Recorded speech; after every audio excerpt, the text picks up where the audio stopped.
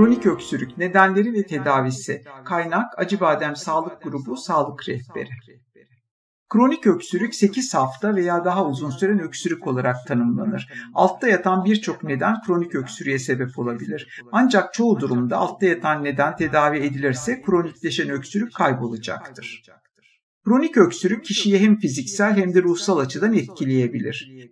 Kronik öksürükle birlikte gelen uykusuzluk, idrar kaçırma gibi durumlar kişinin günlük hayatında önemli derecede etkileyebilir. Kronik öksürüğün şiddetli olduğu durumlarda kusma, baş dönmesi ve bayılma hissine sebep olabilir. Kronik öksürük sigara içen kişilerde içmeyenlere oranla daha sıklıkla görülmektedir. Nedenleri: kronik öksürük genellikle boğazın veya göğsün arkasında gıdıklanmaya, hafif bir kaşıntıya neden olan bir hisle meydana gelir. Genellikle kuru ve boğazın acımasına sebep olan belirtiler sergiler.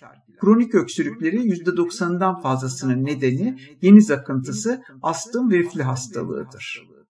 Tanı yöntemleri: kronik öksürük tanısında hekiminiz tıbbi öykünüzü dinledikten sonra yapacağı fizik muayene ile bir takım tanılar koyabilmektedir. Bu tanıları kesinleştirmek için isteyebileceği kimi testler şunlardır. Balgam testi. Akciğer enfeksiyonlarından şüphelenilen kimi durumlarda balgamda mikroplar araştırılabilir. Burun veya boğaz sürüntüsü. Bu testler üst solunum yolları enfeksiyonlarında kullanılabilir. Spirometre. Bu test akciğerlerin uç noktalarına kadar havayı ileten bronşların genişliğini ve bu bronşlardan iletilen havanın miktarını ve hızını tespit etmekte kullanılır. Astım ve koah gibi hastalıkların tanısında yeri vardır. Peak flow metre. Bu test solunum esnasında akciğerinize alıp verdiğiniz havanın hızını ölçer. Metakolin testi. Eğer solunum yollarınız metakolin yaygın bir astım tetikleyicisi teneffüs ettikten sonra daralırsa astım tanısı doğrulanabilir. Akciğer röntgeni. Bir akciğer röntgeni akciğerlerin yapısıyla ilgili bilgi verir ve zatürre gibi kimi hastalıkların teşhisinde kullanılabilir. Bilgisayarlı tomografi BT taraması. Bu test göğüs boşluğunun detaylı yapısını gösterir. Ayrıca akciğerli ve kimi hastalıklarla ilgili önemli bulgular verir. Bronkoskopi.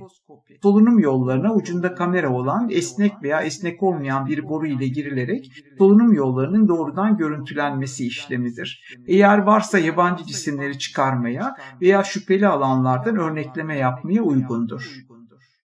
Tedavi yöntemleri. Kronik öksürük tedavisi bu duruma yol açan altta yatan tıbbi duruma bağlı olarak değişiklik gösterebilir. Kronik öksürüğe neden olan durum belirlendikten sonra tedavi yöntemine karar verilir. Kronik öksürüğün tedavisinde kullanılan bazı yöntemlerse şunlardır. Öksürük şurupları, alerji ilaçları, astım için inhalant ilaçlar, tümörler veya tıkanmalar için cerrahi müdahale, yukarıdaki yöntemlerin dışında yaşam tarzında yapılan değişiklikler de kronik öksürüğün tedavisinde kullanılmaktadır. Daha fazla su içmek, ortam havasının nemli olmasını sağlamak, sigarayı bırakmak.